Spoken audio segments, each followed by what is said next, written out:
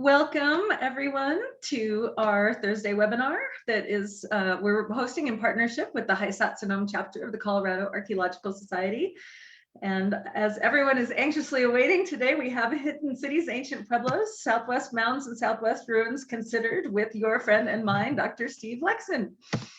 I'm just going to run through a couple of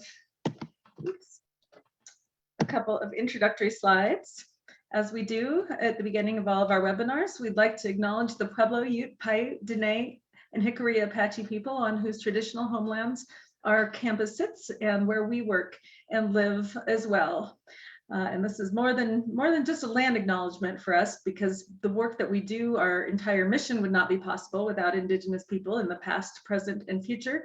We respectfully recognize and honor ancestral and descendant Indigenous communities for their contributions of all humankind, and we are truly grateful to all Indigenous people and support actions to preserve and protect cultural traditions, ancestral connections, and sacred lands, which flows really right into our mission to empower present and future generations by making the human past accessible and relevant through archaeological research, experiential education, and American Indian knowledge. We are in a process of updating our website all the time now. So if you haven't lately, please go ahead and check us out at crowcanyon.org.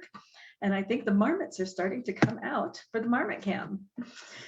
Just a quick reminder on Zoom, if our heads are too prominent on your screen, you can grab the black bar just to the right of our pictures and drag it over to the right so that you can see the slides a little bit better. When you have questions for Dr. Lekson, please try to remember to use the Q&A so that we don't lose your question. We do scan the chat to make sure we haven't missed any, but we definitely won't miss it if you use the Q&A function. We are currently live streaming on Facebook if your Zoom is having some challenges. And as always, if you haven't, please subscribe to our YouTube channel, and this presentation will be up soon. We have some really cool webinars coming up. Next week, we have Dene Navajo Resistance to U.S. Indian Commissioner John Collier's Livestock Reduction Program. I'm really looking forward to that one. I will be moderating that as well. And then the following week, we have Dr. Patty Crown talking about the cylinder jars at Pueblo Bonito. So please either join us on Facebook for those or register and come see us on Zoom. So without further ado, I'd like to go ahead and introduce your friend and mine, Dr. Steve Lekson, and his talk.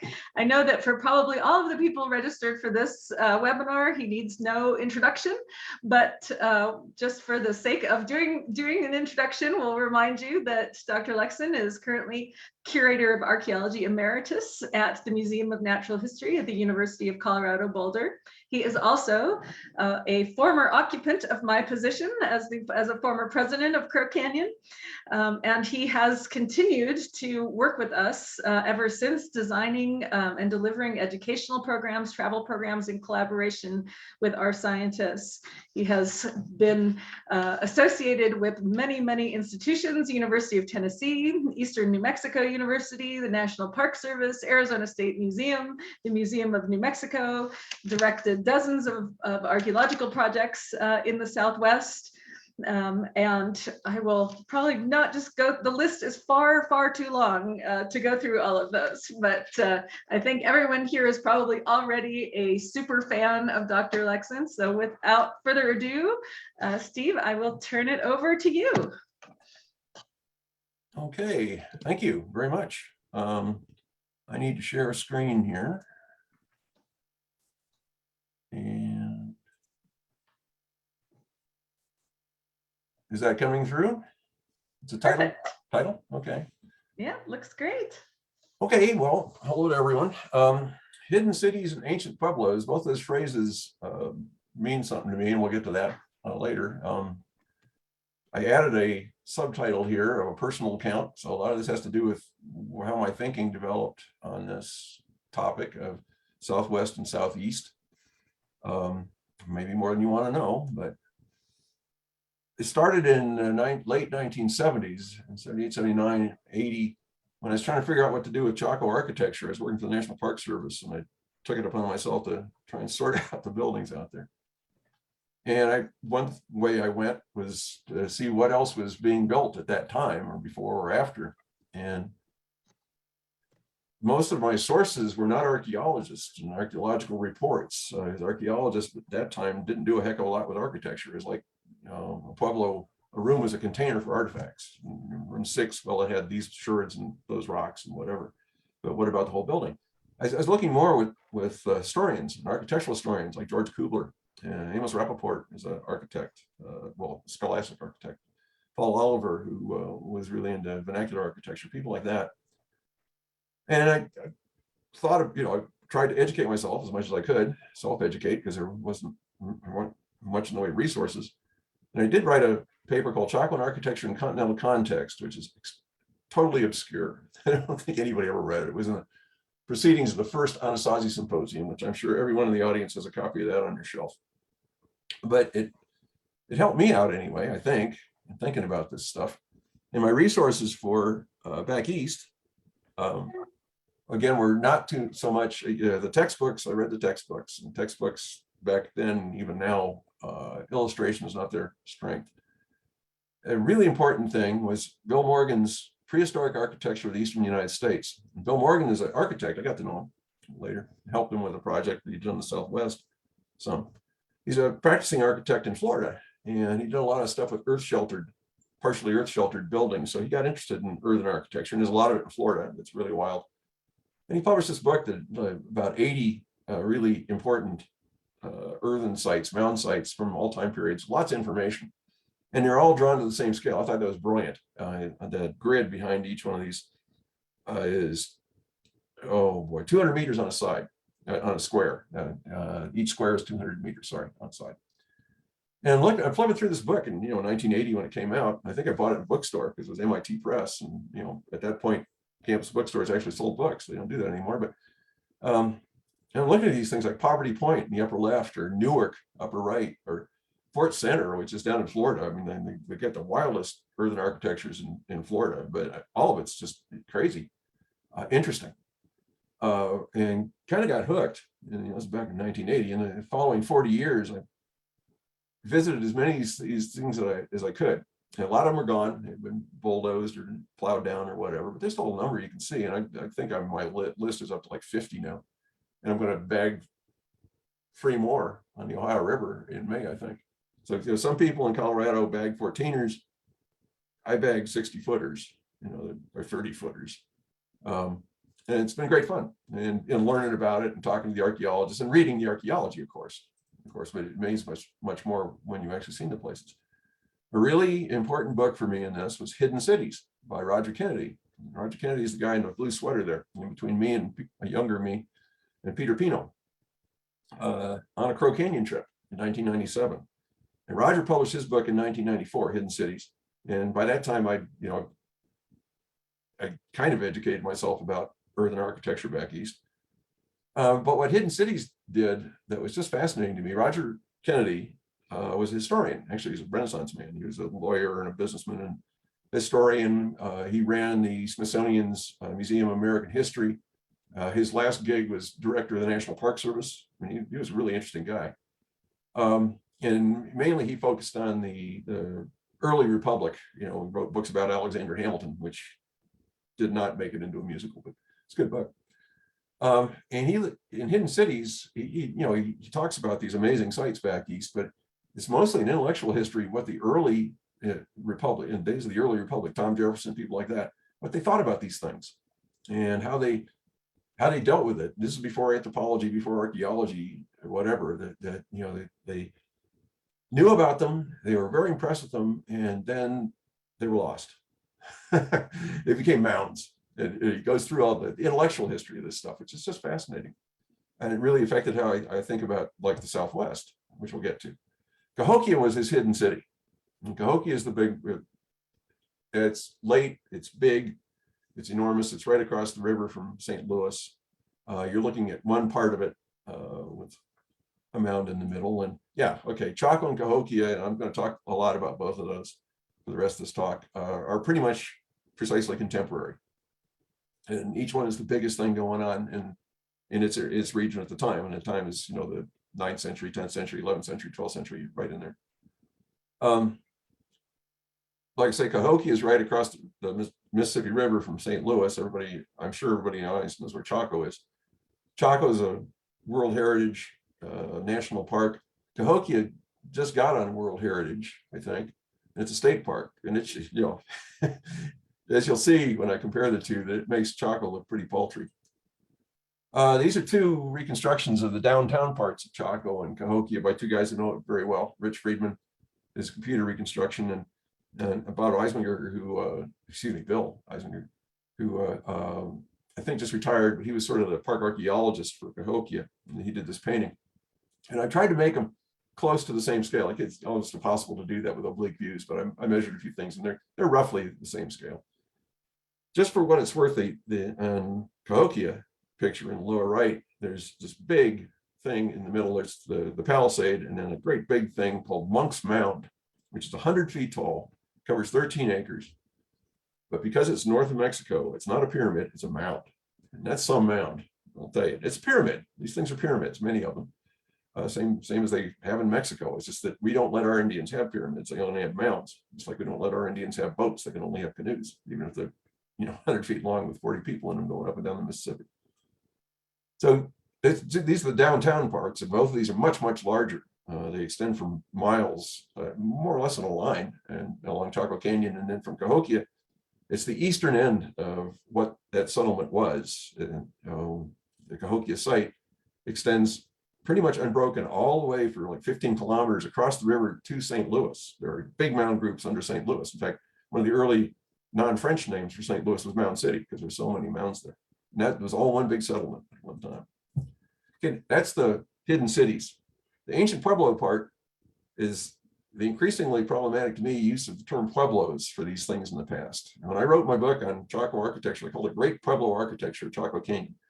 Should have called it Great House Architecture, but that wouldn't have meant as much. I'm a firm believer that titles should tell you what's in the book, and especially if you are using a search engine or something. So Pueblo kind of locates it culturally and geographically. And also Great Pueblo was a term used for a while for the Pueblo III period in the Pecos system, which I'm sure most of the audience is familiar with. And Chaco was supposed to be the height of Great Pueblo and Pueblo III. Well, it turns out when they did the tree ring dating, Chaco was really Pueblo II, which is one of several interesting things about Chaco. If I had to do over again, I probably wouldn't say Great Pueblo, not to deny that this is Pueblo history, of course it is, but you'll see as I go on here, these things aren't Pueblos. In fact, I think the next slide will show, yes. You just have to clear the decks here and get across some things that I think are absolutely fundamentally true. And if archaeologists have problems with them, I have problems with those archaeologists. I mean, these things are really, really strong evidence that great houses were palaces. Anywhere else in the world, you call them a palace, just not in the Southwest. But anywhere, I've shown Chaco to Spanish, and Portuguese, and South American archaeologists, French, English, archaeologists anywhere else in the world look at this and they can handle it. We just can't handle it in the Southwest because of some blinders that we have put on us. Chaco had nobles and commoners, and the architectural evidence for that is just ironclad at this point, and lots of other evidence that it's just really clear. You had at least two classes of people, small group of nobles and a large group of commoners. Chaco was a capital city, small city, capital city, and that capital moved from Chaco to Aztec. I think most people buy that now. And at its peak, its region was pretty big. It was bigger than the state of Ohio. Here's some fun facts about Cahokia. It's about pyramids and plazas, not so much about palaces. Some Cahokia archaeologists think that the king lived on top of the pyramid. I'm not so sure about that. That's not how pyramids work down south. I'm not sure we know, there are some neighborhoods at Cahokia where they dug a lot of it. They're much richer than other neighborhoods, but I'm not sure it was all about palaces. Chaco is all about palaces. You think Crete, ancient Crete, it's all about palaces. Cahokia was all about, and Mesoamerica too, they had palaces, but they weren't ostentatious like Chaco's. It's all about pyramids and plazas. They sure as hell at Cahokia had nobles and commoners. I mean, there's no question about that. Yet too, it's a capital city. And its region is much more complicated to figure out than Chaco's. Chaco's easy, fairly easy to say, here's where it was. But Cahokia is a little harder. Okay, they have parallel histories, the rise and peak and fall. They both start off really in the 9th century. There's a run up to these things, and there's obviously stuff before that, but they start off in the 9th century, but they hit like the 1020s, 1030s, and they explode. They get huge. And they cruise around for a century or century and a half, something like that. And then in Chaco's case, they moved to Aztec and they keep the game going up there. But they both end about the same time. In 1300, 1350, it's all over. And it's sort of interesting. Tim Pocketchat, who we'll meet in a minute, is a Cahokia guy, Mississippi Valley guy. And he used the term Big Bang for Cahokia, that, there's stuff chugging along, and all of a sudden 1050 is blam. And I think I used to use that term early on with Chaco. I never put it in print, and I didn't nick it. I didn't nick it from Tim, pretty sure. But it also described, I thought, pretty well what happened to Chaco, that about 1020s, boom, there it goes. So we're both perceiving these rises and falls very similarly, that it's not gradual. I mean, there's stuff before it, there's a run up, but bam, there it is. And when they end, they both leave smoking craters. In Chaco's case, it's Chaco and Aztec. In Chaco's case, it's the abandonment of the Four Corners, where there's people rattling around, but they're not doing it much. And in Cahokia, the area of Cahokia, and we'll talk about what that was, when the explorers, the early explorers come through there, they call it the vacant quarter. They can see all these old cities and stuff. They can see the mounds, whatever. And there are people rattling around there, but they're not doing anything like that. And not many people. So they call it the vacant quarter. So they both, when they go down hard. And their legacies afterwards are very different. They're parallel in their rises and falls, but the legacies are totally different. With Chaco, after Chaco and Aztec, Pueblo people rejected that. They didn't like no more nobles, no more kings, no more capital cities, none of that nonsense. They reorganized themselves as Pueblos are today. And it takes them a couple centuries to do that. In fact, I think they're still working on it probably. For Cahokia continued, but it got smaller.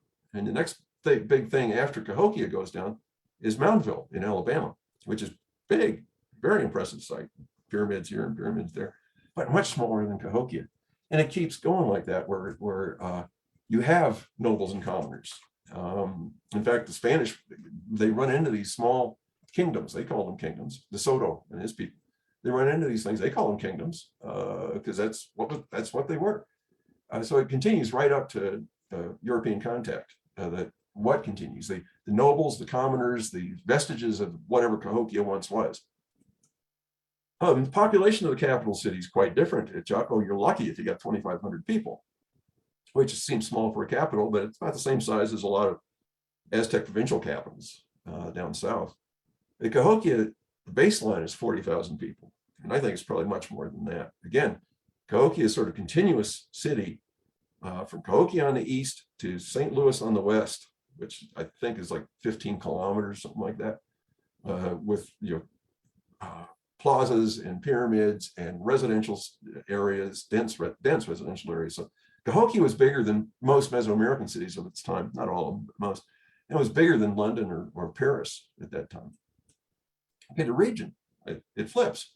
Chaco's region is pretty big, 125, 130,000 square kilometers. Cahokia, the figures you usually hear is like 6,000, or it would equate to 6,000 or 9,000 or 8,000, basically. But what they're talking about for Cahokia, they being the Cahokia archaeologists, they're talking about basically what's called the American Bottom, which is the stretch of the Mississippi River from just north of St. Louis down to Cape Girardeau, where the Mississippi goes through a little bit of an uplift. And that whole length, you look at the picture in the lower left, is just lush farmlands, and the uplands on the other side as well. And all the little black triangles there are smaller cities that dotted the American Bottom during Cahokia's time. The capital was at one end of it, just true for Chaco too. It was offset to the east. Okay, so maybe that's the immediate political control that probably would have had, as much productive power as all of Chaco's huge region. It's not, Chaco's region is a desert, so there's little spots of arable land here and there and there. The American Bottom is one solid farmable, high production area. So you could probably figure this out. They're probably comparable in terms of their productivity over a much smaller area. In Cahokia's case, because they got the Mississippi River, for Christ's sake. But Cahokia's reach is much larger than just the American Bottom. It's a complicated map or image. The yellow thing is Mississippi, and a lot of that's after Cahokia. Cahokia falls, and there's this cascade of later kingdoms. And for what it's worth, I think you could extend Mississippi down in into Florida, almost to the Everglades. But for Cahokia itself, during Cahokia's time, its reach went way beyond the American bottom. There's a Cahokia colony that everybody accepts as a colony up in Wisconsin called Astalon. There's a Cahokia colony that everybody accepts as a Cahokia colony down in Georgia at Macon. And over in Oklahoma, the site of Spiro, which she's in. No, I'll get back into that later. No, I don't think you could say Spiro is a Cahokia colony. The Spiro archaeologists wouldn't like that, but it's got more Cahokia stuff than Cahokia does. I'll show you that stuff in a minute. It clearly is very closely tied to Cahokia and whatever Cahokia was. That was the geographic reach. It's a triangle just because that's the ones that I know. I don't think that's been researched much on the same way that we looked at the Chaco regional system, because Chaco regional system is really easy to see. It's easy to do archaeology in the Southwest, not so easy in the Southeast. But that, if you look at that, from Aslan to Macon to Spiro, that triangle, whatever it means, is on the scale of 500,000 square kilometers, makes Chaco's region, its maximum extent, look kind of paltry. Not paltry, but puts it in scale, puts it in context. So the monuments for Chaco, it's all about palaces and the landscapes around palaces. For Cahokia, it's pyramids and plazas. And they don't have palaces like Chaco's in Mesoamerica. I think I said that before. Certainly the royalty and the nobles have palaces, but they aren't like Chaco great houses. That's a combination of ideas from Mesoamerica with a history of local architecture, a tradition of local architecture in the Southwest. Put those together and you wind up with these great houses. But it's interesting, there's Benito with its poor beleaguered Christmas tree. In Cahokia, that's a mural from the really nice museum in Cahokia. Which one of these looks like a Mesoamerican site? It's not Pueblo Benito. They don't have stuff like that down there. It's probably Cahokia. Cahokia really looks like a Mesoamerican site. You have plazas and big plazas and pyramids and plazas and pyramids, and then dense residential areas. That's a reconstruction of Teotihuacan, which is centuries earlier than either of these two, but it's just a archetypical Mesoamerican site. So bling, both these places are famous for their fancy stuff, really fancy stuff. And the bling at Chaco is Mesoamerican-ish. It's either from Mesoamerica or it's stuff that's important in Mesoamerica, like turquoise. And oddly enough, Cahokia, they don't have stuff from Mesoamerica. They have the Cahokia itself looks like a Mesoamerican site. It's got pyramids, it's got plazas. But they use local stuff for their bling after a fashion, because I'm using local rather loosely here. Chaco, they have these macaws and they do stuff with the macaw feathers, and they spondylus shell probably comes from Ecuador. I mean, who knows where that's from. Cacao, which is from way far south, and copper bell is probably from West Mexico. Lots of goodies, and they're drinking their cacao in cylinder bases that Patty Crown's going to tell you about, not next session, but the session after that, I believe, in these Crow Canyon talks. And definitely don't miss that one. I will be listening. So at Chaco, they're drinking their cacao out of these cylinder bases. I mean, who makes cylinder bases? Nobody. Well, they do down south. So they got the ideas, and they were putting on the appearance of being Mesoamerican nobles. The Chaco guy on the left and the real Mesoamerican noble on the right. I'm not sure the guy on the right would really take the fellow from the boonies from Chaco all that seriously. But they're living with nobles and commoners, which is all over Mesoamerica. As I point that out, that everybody has nobles and commoners north of Panama. Everybody, even Cahokia for sure, but even like hunter-gatherers on the California coast have clearer, really powerful nobles and commoners. And hunter-gatherers in Florida have, nobles and commoners and pyramids and all that stuff. It'd be amazing if Chaco didn't, and they did. I mean, the evidence is really clear. Lords of Cahokia, on the other hand, somebody down south would take them very seriously. I mean, they're coming from a really big city. They probably have a lot of healthy young men at their back, whatever. And I'm sure the Lords of Cahokia got down there. But they didn't need that Mesoamerican stuff to prop up their claims. They were heirs, and I'm going to show you this, to long traditions of using what you could consider local in the eastern United States, but local on a really large scale. The Cahokia bling, the scepter down below, and I just could not show the monolithic axe up top. These are sculptures made out of various kinds of stone. Actually, they're chipped and polished until, like the one up top, you get a perfect replica of an axe, which would have a wooden handle and stone blade. But it's all one stone, right? You're not going to use this thing. This is symbolic. And the scepters too. This guy's carrying one. Two of them are carrying these scepters. Copper work. The copper's coming probably from the Great Lakes, almost certainly from the Upper Peninsula in Michigan. The beautiful copper work that adorned objects and clothing too. Shell, lots and lots and lots of shell. They call these things gorgets because they wear them around your neck. Everybody in this picture has one. Whether that's how they actually wore them or not, I don't know. But they're richly engraved with iconography that's just fascinating. And so it's called the Southeastern Ceremonial Complex, but I'm not sure that it travels as a complex, but it certainly is a badge of Cahokia, a badge of Mississippian, which is the larger culture which Cahokia is a part. Okay, the timelines are different. We're going to see this one, it's something like this a few times. It's the red line at the bottom is time with 4,000 before current era BC, whatever on the left, and 2,000 current era on the right, and 0 where 0 is. In the Southwest, in my book, things don't get really interesting until about 500 AD. That's when Hohokam comes in focus. And you have the rise and fall of Hohokam in the southern deserts.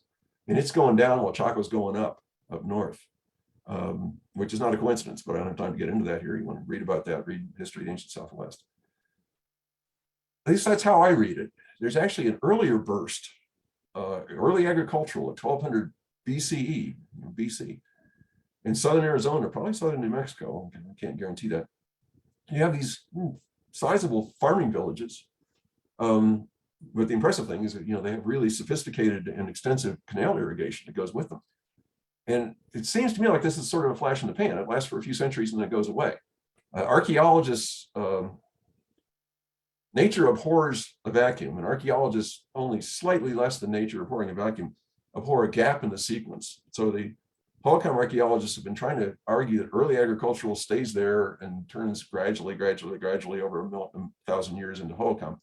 I'm not sure I'm buying it. I think you'll see why in a minute here. That there are these bursts of energy in North America where stuff happens, and then it's not like everybody goes away, but they don't do interesting stuff for centuries, and then they do some really interesting stuff in Hohokam and interesting stuff in Chaco, and then that goes away, and they don't do. It's not that the Pueblos aren't interesting, but they aren't building capital cities anymore. They aren't doing that kind of thing. Back east, it's even deeper, and we'll see all these places. Watson Brake is a very, very early monumental site, 3400 BCE. Like this is before really monuments in Mesoamerica. And that happens and it kind of goes away. Not that it's depopulated, but they're building monuments until Poverty Point, and then it goes through the roof. And Poverty Point's a strange name, but you'll see it's really something. There's a flash in the pan for a few centuries, and things calm down, and then Hopewell comes along. And they do amazing monumental stuff. And then Hopewell fades, and there's still people. There are people there. It's not like it's being depopulated, but they aren't getting organized to do big monumental constructions. Then you have Mississippian and Cahokia. Okay, so Watson Brake. This is where it starts. It's in northeastern Louisiana. And that may not look very impressive, but you can get 4 or 5 football fields in that central plaza. And the mounds, they're not 30-footers, but they're 25-footers, the one big one. This is one I've never seen. It's on private land, and I have not arranged yet to get access to it. Hopefully I will before I shuffle off to my reward. Oops, sorry. Watson Brake. Okay, so that comes and goes. And there are other sites of the same time period and similar conformations, say on coastal Georgia. I mean, it's widespread, but then it seems to fade. And then you have, hundreds and hundreds of years, and then you have Poverty Point, which doesn't sound very impressive, but Poverty Point, again, in northeastern Louisiana, really is something. It's interesting how these early big things are way down the Mississippi, close to the Gulf. And it's probably not probably is telling us something. But Poverty Point, these are earthworks. They have 6 concentric rings of linear earthworks or curved, earthworks. They're big. These things are big. And there's about 1,000 people are living there. there are living on top of the rings of the low mount, these low concentric mounds. And remember, these people at this point, they don't have agriculture. They have a few plants that they are encouraging. These are hunters and gatherers that are doing this. Maybe 1,000 of them living at poverty point, which is pretty good size for, permanently for hunters and gatherers. And while they're doing all this, they're building, you see that pyramid back outside the concentric rings on the left? There's a pyramid that apparently, according to the guys that excavated it, it went up in a hurry. And it's the second largest mound in Eastern United States after Monk's Mound, what I was talking about. Okay, that's the second largest pyramid. And they built it in 1000 BC or 1200 BC. Okay, and then that fades. Poverty Point, way down in Louisiana, but all little red dots on that map on the right, that's materials that show up at Poverty Point. They're point-specific materials. They come from those where the red dots are. They show up at Poverty Point in quantities. So there's already a sort of half-continental scale dynamic in the society, whatever the society was. I don't think there were kings, at Poverty Point. Who the hell knows?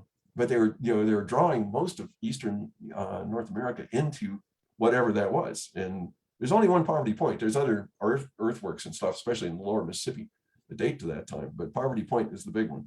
Okay, so Poverty Point comes and goes. Okay, we're back to, these are about the same scale as, Mas o menos. And here's Poverty Point to about the same scale. It's as big as downtown Cahokia, as big as downtown Chaco. It's not as big as all of Cahokia or all of Chaco, but it's a deal. It's a deal. Okay, so Poverty Point comes and goes. All right. There are people, on the landscape, hunters and gatherers. They pick up a little corn around about, zero. It's not real good corn. They're not doing much with it. They are encouraging some other plants. It's sort of semi-domesticating some other plants. But they're basically still hunters and gatherers for Hopewell. Okay, Hopewell's another odd name. I'll explain the name that in the Southwest, we got into bad habit of naming things for cultures like Ancestral Pueblo or Hohokam or whatever. Back east, the archaeologists name things for geographic features like a river or something like that. As much, it did not assume what is to be proved. Let's put it that way. For Hopewell, the first big Hopewell site that got excavated in, I think this was late 19th century, was on Mordecai Hopewell's farm in central Ohio. All this stuff's in central Ohio, not in the lower Mississippi Valley. And it was a site like these. Again, these are Bill Morgan's drawings. And remember, those grid is a 200-meter grid. Each one of those squares is 200 meters. They're huge earthworks, enclosures, but they're not towns. Nobody's living in these things. They're just big ceremonial enclosures, with perfect geometry over vast distances. I mean, areas. Newark, I've been to. Haven't been to High Banks. That's all plowed down. You can only see that in remote sensing. But I've been to a bunch of these sites. Again, almost all in central Ohio. But to give you an idea how big these things are, here's Newark, which is a really good one to visit. That's Newark, the way it is today. You can see the octagon. You can see, I don't know if you're following my cursor here, see the circle and causeway, and half, either the front 9 or the back 9 of an 18-hole golf course is built inside this thing. I mean, these are huge structures being built by farmers and hunters and gatherers who didn't really have villages. You have a hard time finding a Hopewell village. Find individual houses here and there. Every once in a while, you get a little cluster of them, but they're coming together and building many of these huge earthworks. And carrying on the traditions of Poverty Point, mobilizing sort of continental scale cool stuff that they bring to central Ohio. Copper, again, the upper left, mica, that's from Georgia, I think. Upper right, I threw in a Hopewell pot because the pottery's no slouch on this stuff. And again, these aren't farmers, okay. And these little pipes that are a couple inches, they're not unique to Hopewell, but they really are. They're pretty strongly associated with Hopewell. They have these platform pipes with wonderful little sculptures that are beautiful workmanship on these things. And obsidian. This stuff came from Mordecai Hopewell's farm. That's an inch scale on the left. These are big bifaces and beautifully made. They're very, very thin. I have not actually seen these myself, but I've had them described to me. That the workmanship is just astonishing. And they're made of obsidian. Now, the problem there is you can never use these things. Obsidian is very, very sharp. It's also very, very brittle. And these are big and thin. And if you try to do anything with them, they just snap. Sort of like the monolithic stone axes that they're for show. And there's a lot of obsidian, not tons, but pounds and pounds and pounds and pounds of obsidian showing up at Hopewell sites. And it's coming from Yellowstone. All right, it's Yellowstone obsidian coming from all the way across the continent. There's all this stuff that shows up in central Ohio, silver from up north, and copper from up north, and various cherts and flints that are from far distance. Of course, lots and lots of shell. Grizzly bear teeth. Apparently, I didn't know this, but they think there are no grizzly bears in the Appalachians. Well, I know that, but that grizzly bear tooth is right on top of where I live. Whatever was going on at Poverty Point, where they're mobilizing all this material from just a vast area, Hopewell repurposes that. They use the same distant sources and even further distant sources like Yellowstone in whatever Hopewell was. And don't ask me what Hopewell was. I have no idea. You want a landscape that's probably ritual and ceremonial and driven by those kinds of things as opposed to political. That would be Hopewell. It's a wonder. Throwing this in because I put it in the abstract, probably shouldn't have. You have the effigy mounds. As Hopewell starts to diminish up north, upper Midwest, in Iowa and Wisconsin, a little bit in Ohio, and as far away as Georgia, you got some of these things. You get effigy mounds. This is Effigy Mound National Park or National Monument. I visited some of these things. I haven't got a clue what's going on here. It's whatever comes between Hopewell and Mississippian. Mississippian, I think I can understand. Effigy mounds, no, any more than the Nazca lines. I have no idea what's going on in their heads or why they're doing these things. In fact, nobody does effigy mounds, right? Nobody in Mesoamerica does effigy mounds. The only other effigy mound I'm aware of is in the Southwest, and it's the horned serpent at Puckime, which of course is much later than those effigy mounds. The Puckime horned serpent is about a football field long, it's 300 and change feet. The serpent mound in Ohio, which has had a rough life. What you see today is probably this is what it actually looked like back in the day when they first mapped it. It's 4 football fields long. So the scale of these things is quite different, but it's kind of interesting. I mean, who does effigy mounds? Well, upper Midwest and one in the Southwest. Okay, we move along. Hopewell fades out, and it's not like people disappear. There's people, because they're just not doing whatever Hopewell did with these huge monuments, monument building. Somewhere around 800, 700, 800, you get a new brand of corn. Hopewell had a little bit of corn, but it was pretty worthless and they didn't do much with it. New corn comes in, and the Mississippian guys think it comes from the Southwest. It didn't look like that. I mean, that's the kind of corn you buy at the Safeway store. It's just the one that I could find online. And that's the rocket fuel. You add that to these traditions of monumental building and the mobilization of distant resources in symbol systems and symbolic systems. You add this new corn and stir it all up, and you get Mississippian, where huge monuments and long distance stuff and big populations and cities. Now you get the hidden cities, Roger's hidden cities. The Cahokia, we talked about Cahokia, and the bling of Cahokia. It's compared to Southwest. Southwest gets stuff from Mexico, or pretends it's got stuff from Mexico. Cahokia bling is local, but local meaning from the Great Lakes to the Gulf, and from the Atlantic Ocean to Mississippi Valley.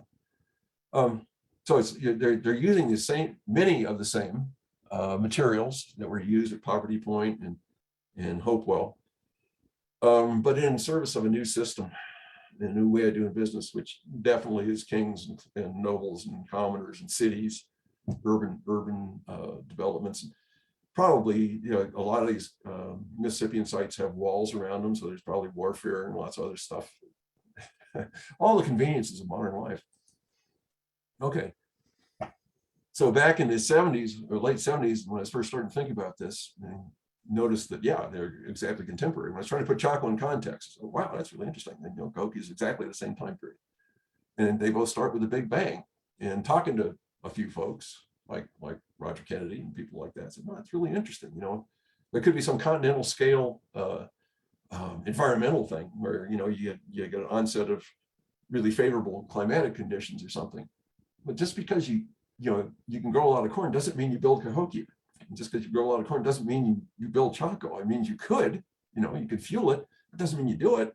Somebody has to decide they want to do that. There's some reason for doing it. So wonder if it's not some continental scale climatic thing. And there is continental scale climatic stuff in the fall, the demise of these two civilizations. But maybe there's a third party, because even though archaeologists of my generation that were trained in the United States were forbidden to think about this, mostly, you have the Southwest, you have the Southeast, and then you have Mesoamerica, which during the time period of Chaco and Cahokia is a very complicated place. There wasn't a Mesoamerica. There's many, many political systems, small political systems that came and went, an occasional empire, whatever. Very, very dynamic place. And during a period called the post-classic, which sounds like it's less than the classic, and which the classic would be Teotihuacan and places like that.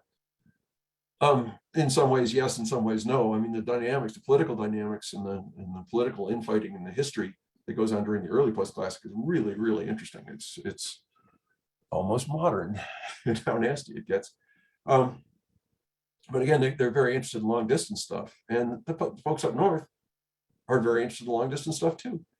This is part of their systems, certainly in the Southeast for millennia. They've been dealing with using distant stuff and incorporating it in different kinds of belief systems, but going back to the source, again for copper and for the, mica and stuff like that, and redeploying it in new strategies.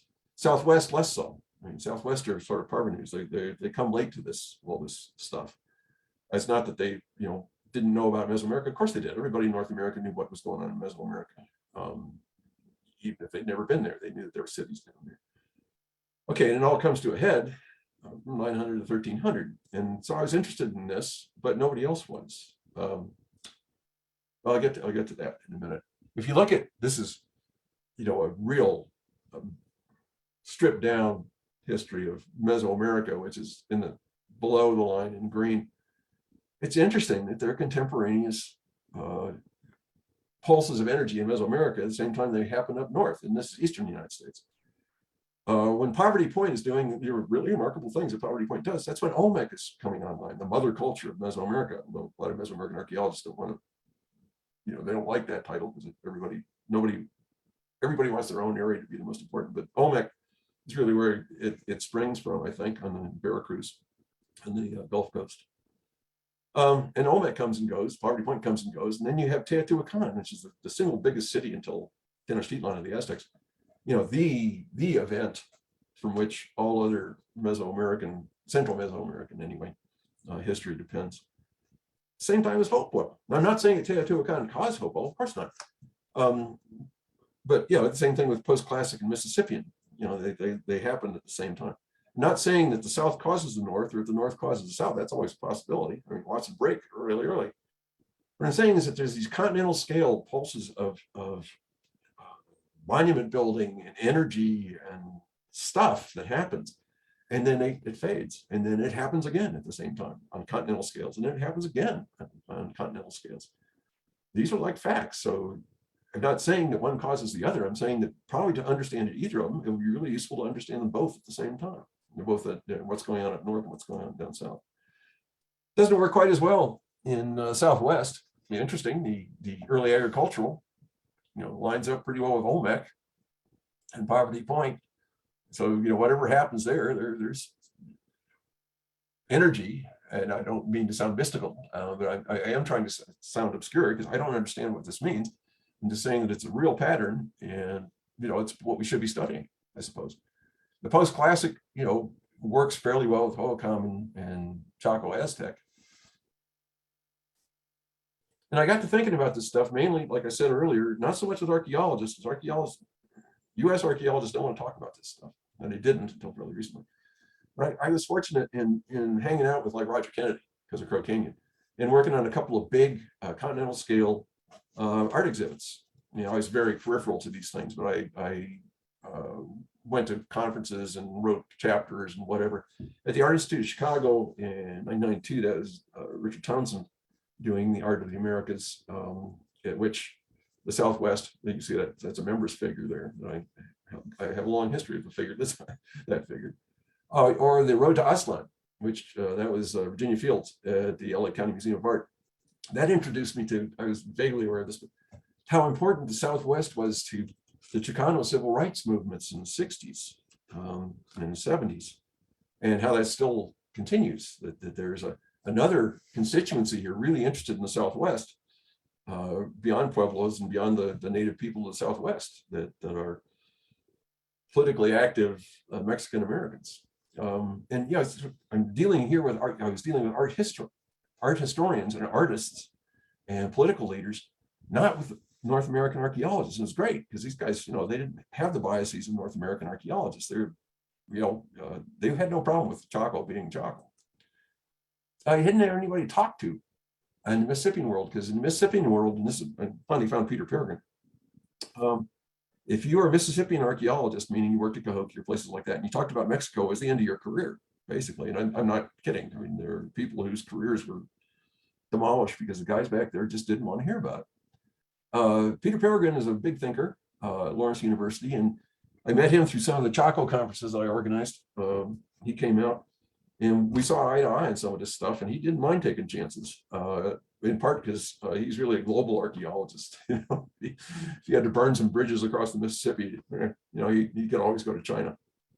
And he coined the phrase, which I can't pronounce, North American oikumene, something like that. Maybe someone in the audience could tell me how to pronounce that, which is a Greek word for world, civilized world.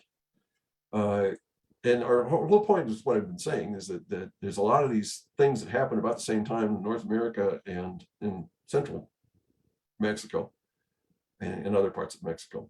And we should be thinking about them all at once. So we wrote a paper in 2004 and got it published in like a newsletter of Society of American Archaeology, because we knew we couldn't get it in a regular journal. The Mississippian guys would squash it, or the Southwest guys would squash it. But people noticed, and we kept getting asked to write chapters in other books. And people had read this stuff and they thought, yeah, that's actually kind of interesting. And we moved up the food chain a bit until finally in 2012, we got a chapter, and Peter was the lead author on this one, in the Oxford Handbook of North American Archaeology, which is edited by Tim Pocketat, the guy we're going to meet in a minute, who's another big thinker. 2012 was a great year, and we got that chapter come out on basically making that argument in a book. It was Oxford University Press. That's not bad ink.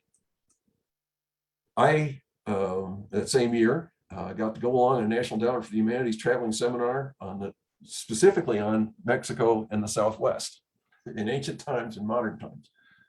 It was National Endowment for the Humanities. So these are all humanists. These are all art historians, ethnohistorians, a couple of practicing artists.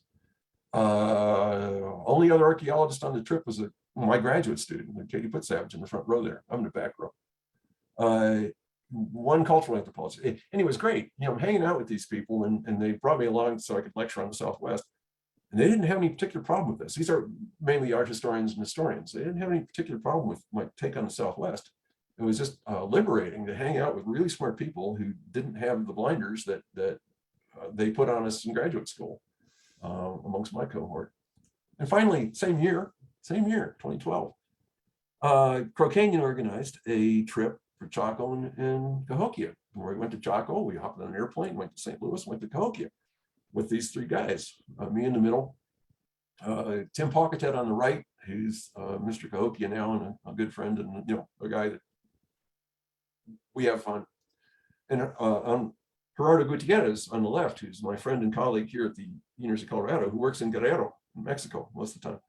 But he's in Colorado, so I got interested in the Southwest. We went around, looked at Chaco, looked at a bunch of other sites, and he got into it.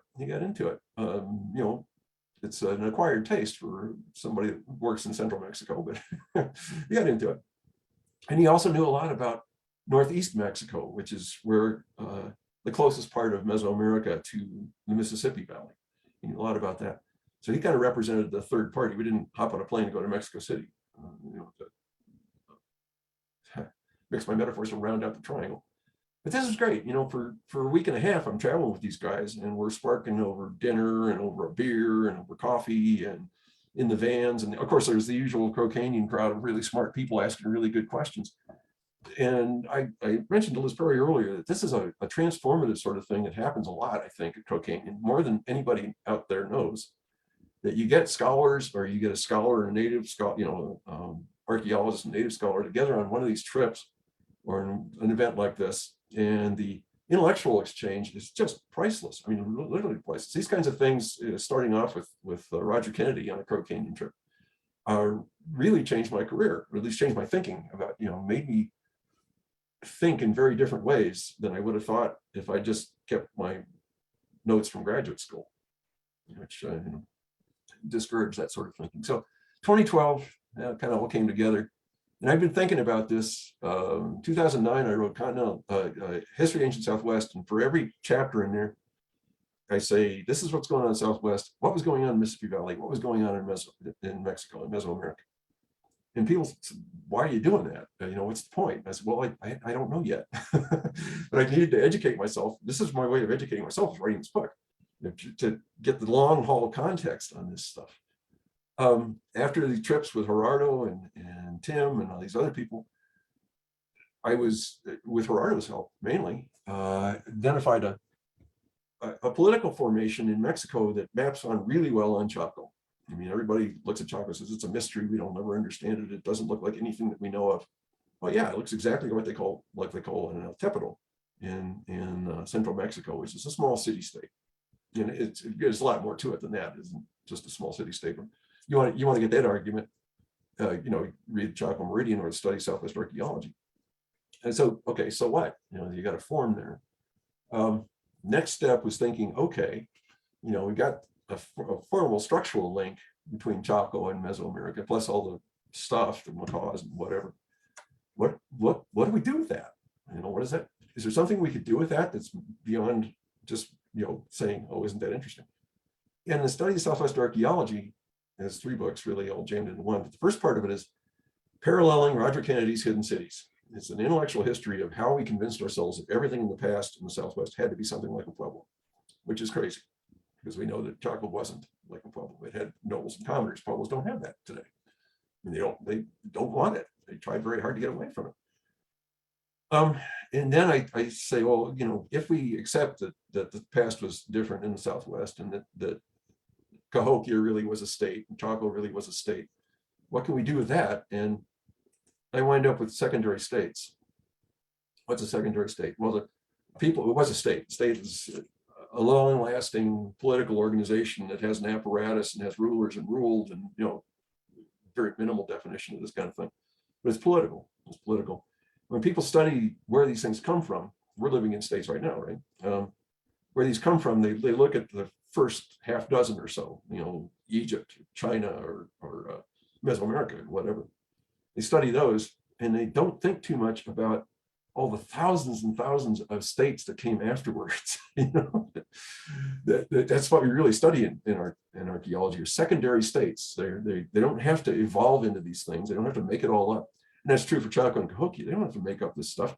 All the heavy lifting was done in Mesoamerica for 2 millennia before Chaco or Cahokia was, either one was a glimmer in someone's eye. You know, they worked it all out down there. So all Chaco and Cahokia had to do was have a reason for it and then apply it. You know, and they did it in very different ways. I mean, I told you the histories of these places are very different. Cahokia has a deep history. Chaco, not so much. You know, it's maybe half a millennia, and getting up to Chaco from 500 AD at least.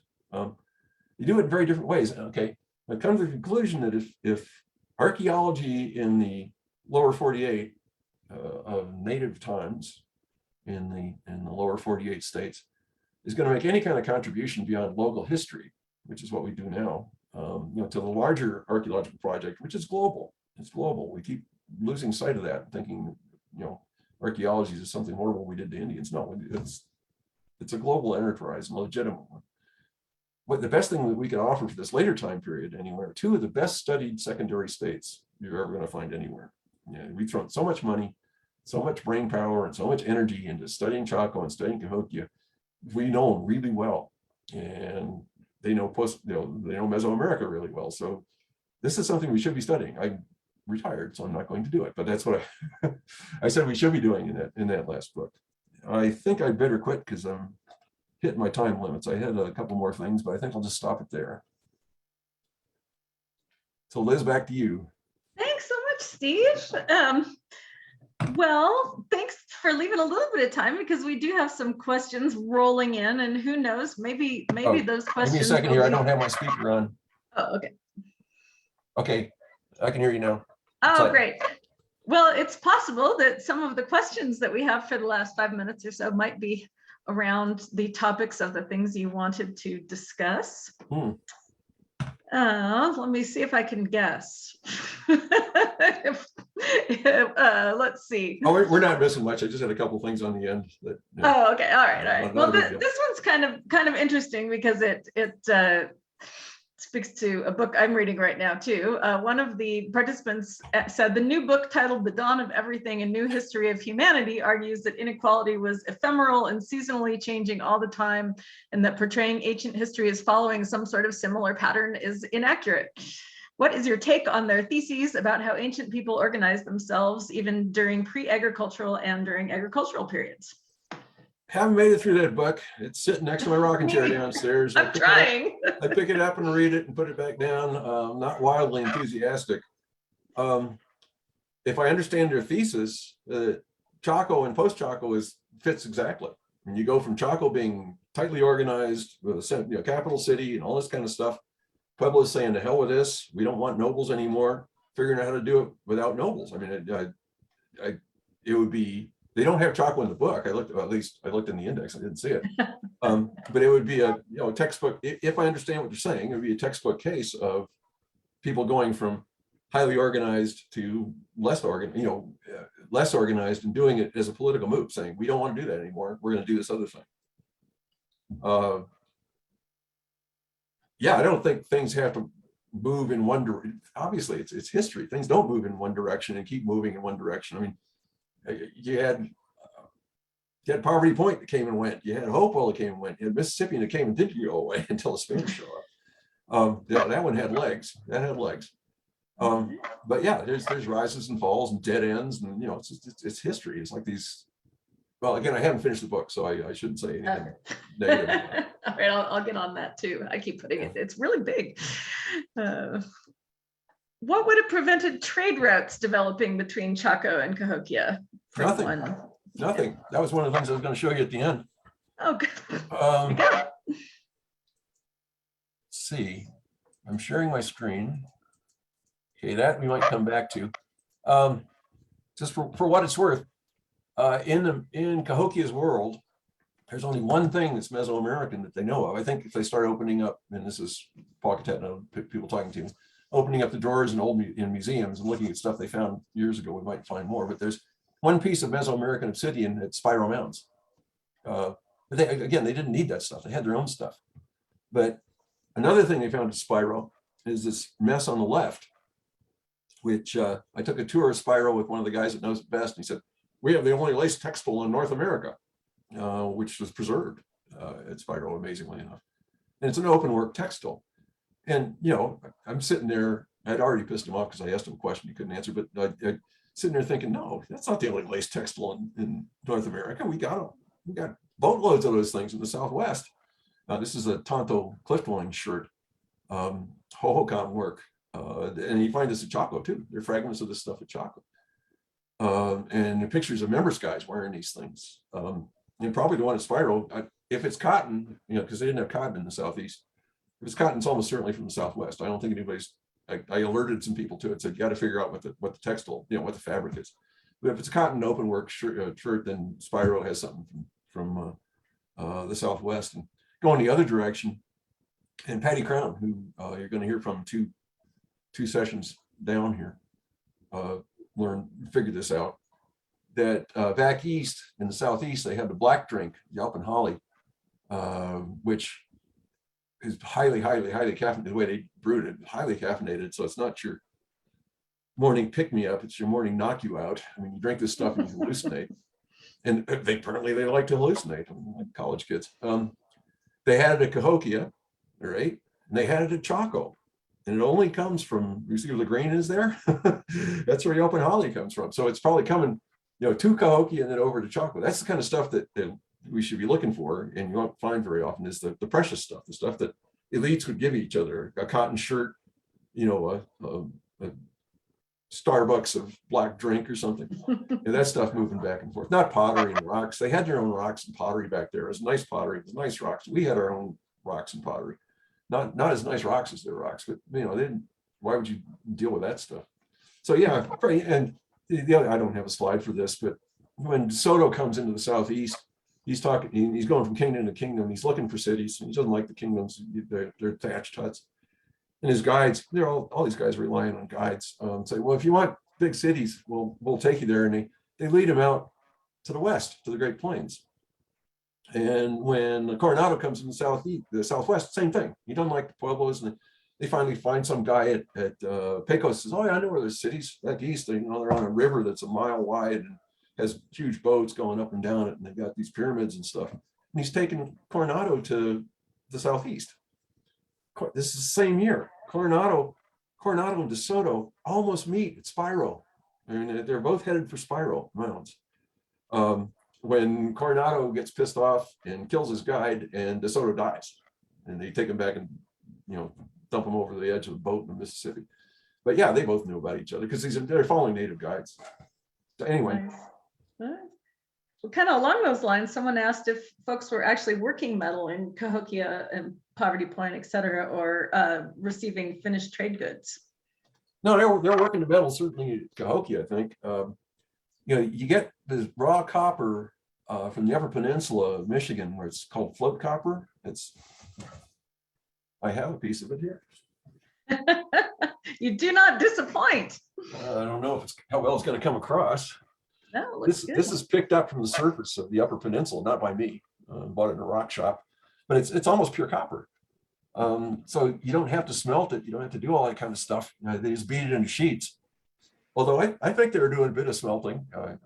You're not supposed to say that, and I think they're doing a bit of that in the Southwest as well. I forgot what the question was. It had to do with copper. If they were finished trade goods, or if they were working it. So no, yeah. The plates, they call them plates. I showed you from Cahokia. I won't try and find them in my slides, but the warriors carrying heads and stuff like that. That's all Cahokia symbolism and Cahokia iconography. So yeah, they're making those things and then probably shipping them out, and other Mississippian centers are making them too. Well, since we're over time, let's finish out with one sort of big picture question. Do you have any insights into why Cahokia diminished so abruptly? Tim Pocketat, my friend Tim Pocketat, and my friend Larry Benson, who's here in Boulder, wrote an article linking the simultaneous fall of Chaco Aztec. You have to remember that for me, Chaco is Chaco and Aztec. It takes up to Mesa Verde tons. That there was a continental scale climatic disaster, but a major shift, drought, huge drought, on a continental scale. And most of these droughts are localized, and that coincides with the end of Chaco Aztec and the end of Cahokia, and that's probably a large contributing factor. I mean, these kinds of societies could weather those kinds of problems if they just threw more money at it, more labor at it. I mean, for Chaco, you can always do canal irrigation. People have been doing canal irrigation in southern Arizona for 1,000 years before Chaco, and everybody, they could go down and get some guy that knew how to do it, build canals. Didn't have to rely on rainwater, but they did. Cahokia, they probably could have figured a way around it, but it was probably a major contributing factor in the political decline. For Chaco as well, things are going bad. By the time they go to Aztec, there's wars. During Chaco's time, it's peace. Aztec can't keep that going, and local people, the people who are Pueblo people today, take a look around and say, "This sucks. We're out of here," and they leave.